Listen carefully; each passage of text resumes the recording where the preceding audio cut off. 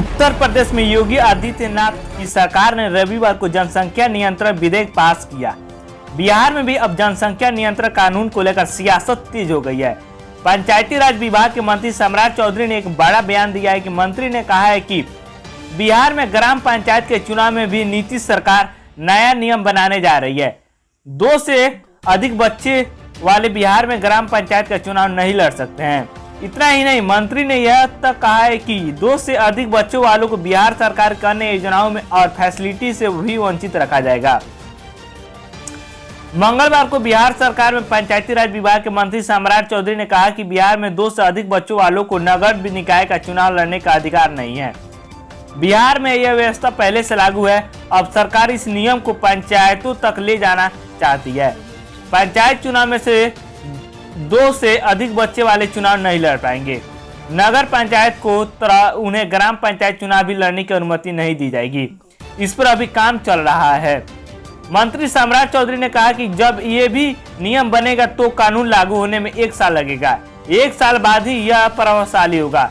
साल 2026 के लिए तैयारी की जाएगी। लेकिन यह स्पष्ट है कि देश में अभी इस तरह का कानून बनाने की बहुत आवश्यकता है। लोग पढ़ लिख रहे हैं, शिक्षित हो रहे हैं, आर्थिक स्थिति और प्रजनन दर भी पहले से सुधार है।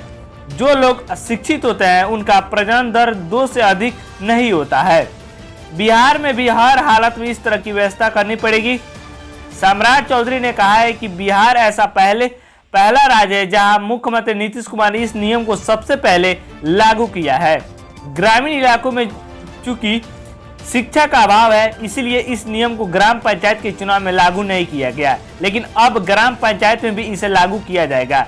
इतना ही नहीं, मंत्री ने तो ये भी कह दिया है कि बिहार सरकार ने अन्य लाभकारी योजनाओं में फैसिलिटी से वैसे लोगों को वंचित किया जाए जिनके 2 से अधिक बच्चे हैं।